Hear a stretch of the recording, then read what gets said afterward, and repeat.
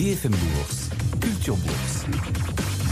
Vos questions, nos réponses. Vos questions trouvent en effet leurs réponses ici dans Culture Bourse. Chaque jour, Julie Connerton et ses experts vous répondent. Bonjour Julie. Bonjour Guillaume, bonjour à tous. Et pour cela, une seule direction, vous le savez, il suffit de nous écrire. L'adresse c'est bfmbourse@bfmbusiness.fr et il y a aussi ce QR code qui va apparaître sur vos écrans. Une question aujourd'hui Julie sur le potentiel européen des marchés. On va faire le point aujourd'hui sur le stock Europe 600 qui réunit donc, comme son nom le suggère, les 600 plus grandes entreprises cotées dans 18 pays européens.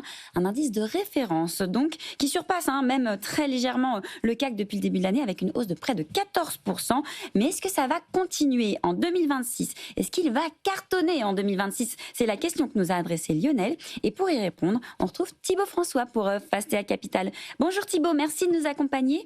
Thibaut, le stock Europe 600 en 2026, carton ou pas carton ? Écoutez, on est plutôt dans le carton, nous, sur le stock 600, parce que déjà, on joue l'Europe. Donc, effectivement, si on croit à l'Europe, on croit au stock 600, parce que c'est un indice qui est extrêmement bien diversifié. C'est quand même un indice où on réussit à avoir des entreprises anglaises à l'intérieur, des entreprises suisses, et tout le monde de la partie européenne traditionnelle, avec les Allemands, les Français ou les Espagnols. Donc ça, c'est quand même plutôt intéressant et c'est quand même plutôt inédit. 600 entreprises, donc extrêmement bien diversifiées. Nous, on joue l'Europe parce qu'on trouve que les niveaux de valorisation sur l'Europe sont plutôt faibles. Il y a un petit peu de croissance attendue l'année prochaine et on a plutôt une tendance de baisse des taux sur la partie européenne. On a un plan de relance allemand aussi qui pourrait soutenir aussi les investissements en Europe.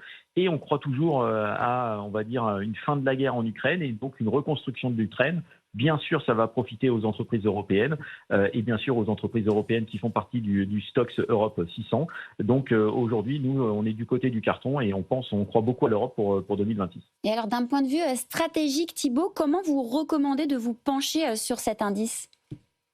C'est un indice qui est assez exceptionnel. Donc effectivement, 600 entreprises. Donc on va pas mettre 600 entreprises dans notre compte titre ou dans notre contrat d'assurance vie. Donc bien sûr, il faut aller faire des sélections. Alors on peut partir sur un tracker, Eurostoxx Stoxx Europe 600 bien sûr. Alors Amundi ou BNP par exemple font des trackers sur l'indice.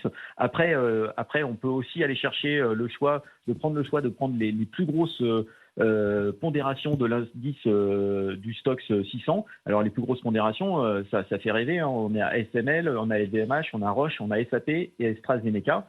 Donc les Pays-Bas, la France, la Suisse, l'Allemagne et le UK qui sont positionnés sur l'Eurostoxx.